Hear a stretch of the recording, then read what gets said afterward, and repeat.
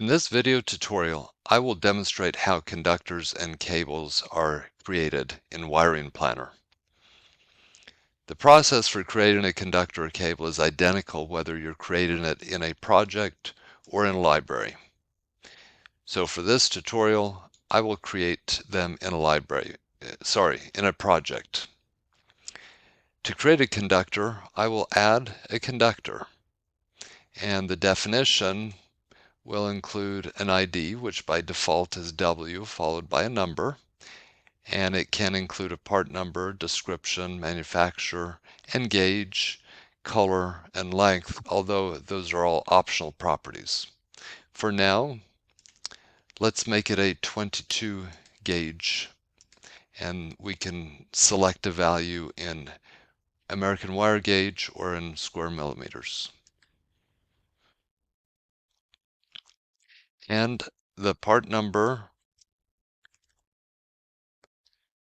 will be just like that, and we'll make this a red wire.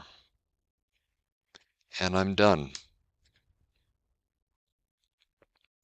In order to create a cable, the process is exactly the same. I will simply add a cable, and it has the similar fields, most of which are optional. For a cable, though, a cable will contain conductors, and I can add to the cable conductors, shields, and twists. So for the purpose of this demonstration, I'm going to create a complex cable, a category 6 Ethernet cable that's shielded. First of all, I'll change the name to Cat6. Right-click and add a shield.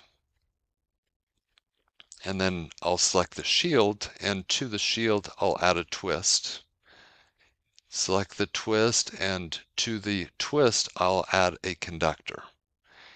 And for this conductor, I'm going to select a 24 gauge.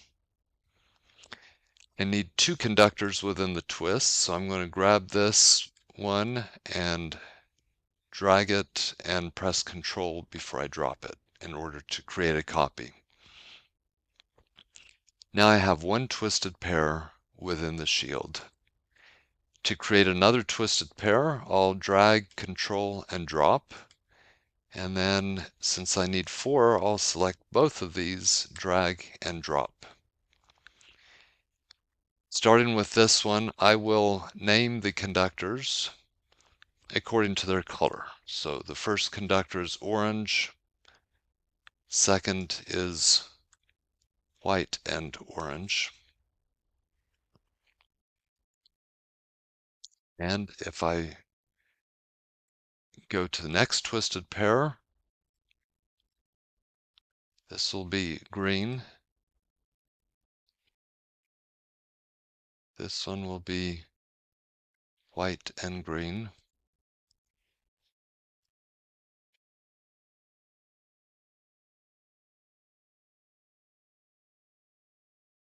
This one will be blue.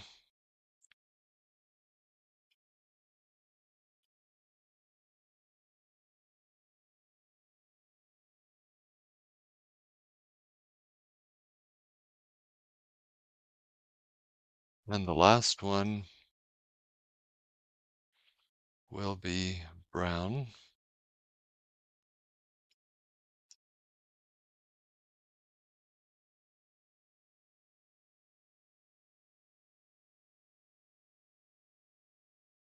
Now, if I decide that I want to add this to my library so that I can reuse it in this or other projects, all I have to do is right-click and create library entry, and it will create that in the library.